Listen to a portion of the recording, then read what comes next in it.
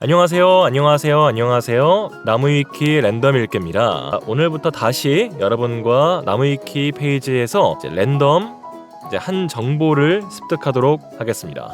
무슨 말이냐? 나무위키는 다들 아실 겁니다. 정보의 바다죠. 홈페이지에서 서치 버튼 옆에 보시면은 왼쪽에 보시면은 이 셔플 버튼이 보일 겁니다. 이 셔플 버튼을 누르면은 랜덤적으로 한 페이지가 뜨게 됩니다. 나무위키에 올라가 있는 어떤 정보 하나가 뜨게 되는데, 그거에 대해서 저랑 완전히 관계가 없는 그런 페이지겠죠. 웬만해서는 제가 아는 것도 바운더리가 있을 테니까. 그런데 그 바운더리 외에 그런 정보들을 습득하는 그런 채널이 되겠고요. 앞으로 꾸준하게 여러분과 함께 새로운 정보들을 입수하도록 하겠습니다. 설명은 짧게 마치고 바로 시작해보도록 하겠습니다. 셔플 버튼 클릭. 굴비가 떴습니다. 굴비. 보리 굴비 페이지에서 넘어왔다고 하네요.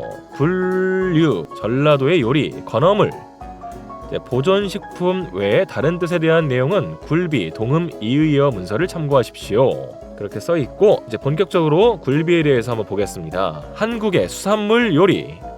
목차, 개요, 제조법, 전통식 제조법, 속성 제조법, 이야기거리 이렇게 있습니다. 굴비에 대한 사진이 여기 메인 사진으로 이렇게 떠 있고요. 밑으로 내려가서 개요를 보면, 개요 참조기를 이용하여 만드는 보존식품, 전라남도 영광군 법성포의 특산품이다. 오래전부터 한국인의 밥상을 책임져 오는 인기식품이며 소위 밥도둑으로 일컬어지는 반찬 중 한 가지다. 옛날부터 굴비는 사회적 지위와 체면을 고려했을 때 격이 높은 선물에 속하지만 젊은 세대의 입맛이 변하면서 현대에는 수요가 줄어든 상황이다. 일단 굴비가 명절 특수가 아닌 이상 가격 때문이라도 잘 안 팔리는데 청탁 금지법 시행으로 인해 그나마 팔리던 선물용 수요마저 줄어들었다. 그나마 개정안으로 농수산물 15만원까지 허용이 되면서 숨통이 트였다고 한다. 사람들은 굴비를 연상하면 영광 법성포 굴비를 곧잘 떠올리지만 법성포 인근의 칠산바다에서 조기가 더 이상 살지 않는다고 하네요. 대신 추자도 인근에 조기 어장이 형성되어 있기 때문에 법성포 굴비는 추자도산 조기를 많이 사용하여 만들어진다. 추자도산 조기가 요즘에 많이 사용되고 있습니다. 그래도 영광에서 조기가 건조되니 여전히 영광굴비는 영광굴비다라는 주장이 있다. 그렇다 보니 영광 사람들의 영광굴비에 대한 자부심은 대단한 편. 비슷한 케이스로 영덕 대게가 있다. 그쵸, 대게 하면 또 영덕이란 타이틀이 같이 붙어 다니기 때문에 영광은 굴비, 영덕 대게가 이렇게 자부심을 가지면서 활동하고 있습니다. 전통식 제조법. 굴비는 장기 보존을 위해 조기를 말린 것에서 유래한다. 옛사람들은 조기를 장기간 보존하기 위해 조기를 바짝 말렸는데 때문에 수분이 적어 퍽퍽하였다. 오늘날에는 다음과 같은 속성 제조법으로 생산된 종류가 대부분이지만 백화점이나 전문 매장에 가면 옛 방식으로 꾸덕꾸덕하게 말린 굴비가 판매되는데 이는 매우 비싸 고급으로 여겨진다. 영광 지역 사람에 따르면 마른 굴비를 만들 때는 일정 크기 이상의 큰 조기를 사용해야만 상품성이 있기 때문에 생산량이 적을 수밖에 없다고 한다. 게다가 말리는 과정 중에 상하거나 기름이 배어나오면 상품성이 떨어져 폐기되어야 하기 때문에 수율 역시 좋지가 않다. 덩치가 크다는 이유로 조기와 비슷한 생선인 부새를 말리는 경우도 있는데 이것은 조기보다 훨씬 싸다. 대략 30% 정도의 가격. 그렇지만 맛은 참조기와 유사하기 때문에 나름 괜찮은 대체제다.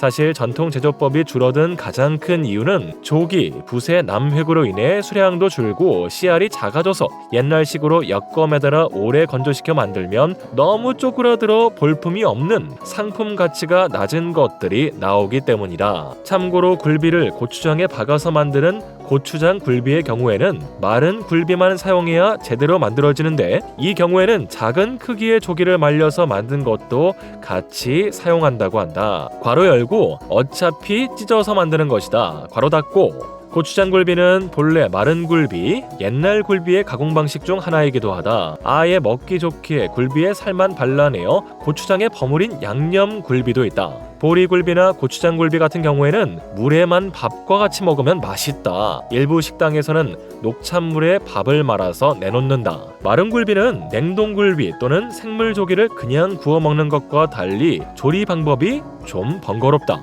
가장 일반적인 방법은 쌀뜨물에 1시간 정도 불린 다음 이를 찜통에 쪄서 먹는 것인데, 굴비는 한 차례 마른 상태였기 때문에 쫀득하면서도 짭짤한 맛에 입맛이 당긴다. 찜통에 찐 후 다시 살짝 굽는 경우도 있는데, 이런 경우 쫀득하면서도 바삭한 맛이 극대화가 된다. 굴비 한정식집에서 주로 하는 방식이라 이외에도 쌀뜨물에 굴비를 그대로 넣은 뒤 삶아서 먹는 방법도 있는데, 찌는 것보다 감칠맛이 떨어지지만 짠맛이 덜하다는 장점이 있다. 현지에서는 찌개로 끓여 먹기도 한다. 마른 생선인 굴비는 특유의 건어물 냄새 때문에 기호가 갈리지만 이것의 맛을 들이면 특유의 강한 감칠맛에 사로잡히게 된다. 속성 제조법. 오늘날은 냉장 기술의 발달로 장기 보존의 필요가 없어지자 소금도 적게 쓰고 말리는 정도도 대폭 줄었다. 덕분에 일반 생조기와의 차이점이 거의 없어진 상태. 그래서 그런지 연세 좀 있으신 분들은 요즘 굴비는 굴비도 아니라고 평가절하하는 경우가 많다. 실제로 옛날식으로 꽤 오래 말려놓은 조기와 요즘 굴비라고 팔리는 대충 말린 굴비를 비교하면 살결의 쫀쫀한 정도나 생선이 마르면서 단백질이 파괴되어 생기는 건어물 풍미 등 차이가 크다.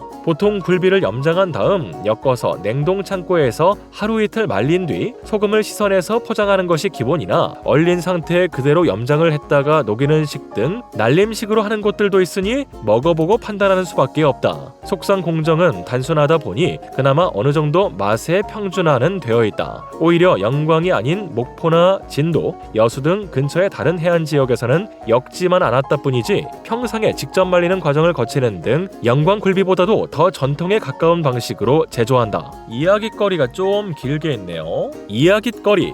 이자겸이 영광 법성포로 유배 왔을 때 이 소금에 절여 말린 조기를 자신을 유배 보냈던 인종에게 진상으로 올리면서 진상은 해도 굴한 것은 아니다 라고 적은 것이 굴비의 유래라는 이야기가 있다. 이러한 일화는 한국사 교재에서 이자겸의 난을 다룰 때 토막글로 수록되어 있기도 하다. 반면 국어학계에서는 조기를 엮어서 말리면 조기의 허리가 굽는다는 것에서 비롯하여 굽는다라는 뜻을 지닌 고어인 구비가 변해서 굴비가 되었다는 어원설을 제시한다. 전라남도 지역에서는 조기를 엮어서 말린다고 하여 굴비를 엮거리라고 부르기도 한다. 엮거리의 경우 영광 말고도 목포, 여수 등 전남 지역 여러 곳에서 생산되고 있다. 그중에는 평상이나 대나무 발에 그대로 얹어 말린 뒤 나중에 끈으로 엮은 것도 있다. 자린고비 설화에 따르면 궁핍한 선비들이 밥을 먹을 때 굴비를 천장에 매달아 놓고 밥에 간장만 찍어 먹으면서 반찬을 먹는 대신 굴비를 쳐다보며 끼니를 때웠다고 전해지는 식품이다. 그나마도 오랫동안 쳐다보거나 너무 자주 보면 한 대 맞았다. 공익광고협의회는 이 아이디어를 따서 임화룡을 캐스팅해 1985년 저축 장려 광고를 내놓은 적이 있다. 영광군에서는 영광굴비 홍보로 자린고비가 허공에 굴비를 두어 번 쳐다보다가 못 참겠다는 듯이 일어나 천장에 걸린 굴비를 집어다 으적으적 씹는 영상을 만들었다.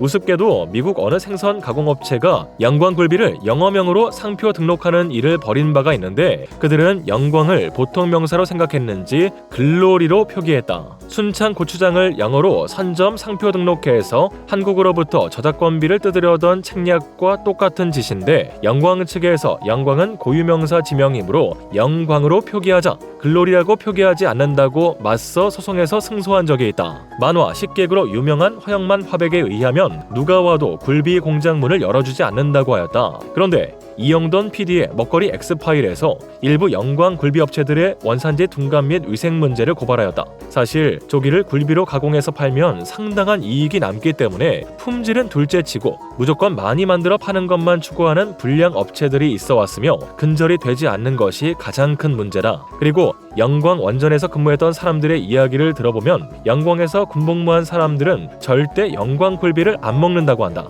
법성포를 가보면 알겠지만 법성포 도로 주변에 가게들이 즐비해 있고 거기서 굴비를 직접 말린다. 즉 매연을 한껏 먹으면 굴비라는 것. 그러므로 굴비를 구입할 때는 영광굴비 특품 사업단에서 인증받은 업체 제품을 고르는 것이 안전하다고 생각되지만 글쎄 제일 좋은 방법은 지인을 통해 사는 것밖에 답이 없는 것 같다. 굴비를 따로 말리는 업체들도 분명 있지만 법성포에 직접 가서 사서 먹는 것은 추천하지 않는다.